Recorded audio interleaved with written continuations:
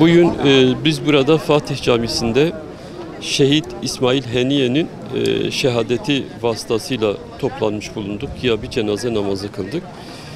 Biz burada kamuoyuna şunu açık ve net bir şekilde ifade edelim.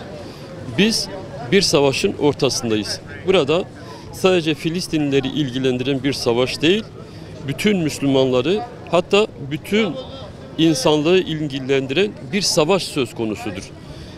Yine büyük bir İslam aliminin, mücahidinin, şehidinin ifadesiyle bu dava çok büyüktür. En iyilerimizi feda etmemiz lazım ve bugün biz Allah yolunda küfre karşı olan savaşta, zulme karşı olan savaşta İsmail'imizi feda ettik. Yine Ebu Ubeyde'nin deyişiyle sancak hiçbir zaman düşmez. Komutanlar şehit olur, bir komutan gider, onun yerine başka bir komutan gelir. Yine Şehit İsmail Haniye'nin deyişiyle bir güzel insan eğer ki giderse onun yerine başka güzel insanlar gelir. Biz buna inanıyoruz. Dolayısıyla şimdi ortada çok ciddi bir savaş söz konusu iken bu ümmetin hiçbir ferdi ve aynı zamanda insanlık ailesinin hiçbir mensubu hiçbir şey olmamış gibi davranmamalıdır. Şimdi burada özellikle Şehit İsmail Haniye'nin şehadetiyle beraber küfür İslam cephesine karşı, Haçlı Siyonizm İttifakı İslam cephesine karşı yeni bir aşamaya geçti. Ve bizi test ediyor, refleksimizi test ediyor. İslam ümmetinin bu gibi büyük olaylar karşısında nasıl tepki vereceği noktasında bizim reflekslerimizi, hassasiyetlerimizi test ediyor. Biz emin olun ki burada gereken tavrı, reaksiyonu, Muhammedi duruşu ortaya koymayacak olursak bunu başka adımlar takip edecektir. Başka cüretkar adımlar takip edecektir. Ve başka insanlara karşı suikastler düzenlenecektir. Ve Siyonizm cephesi için sınır yoktur. Kural yoktur, kaide yoktur. Onların anladıkları tek güç savaştır.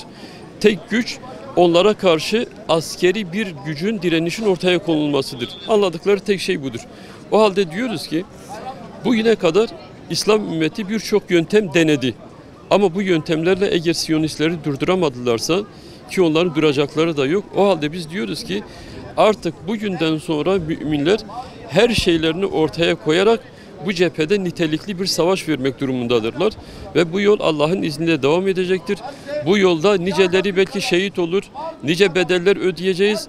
Bu savaş hepimizin savaşıdır. Biz topyekün bir savaşın içerisindeyiz ve Allah'ın izniyle diyoruz ki son nefese, son damla kana kadar biz bu mücadeleye devam edeceğiz.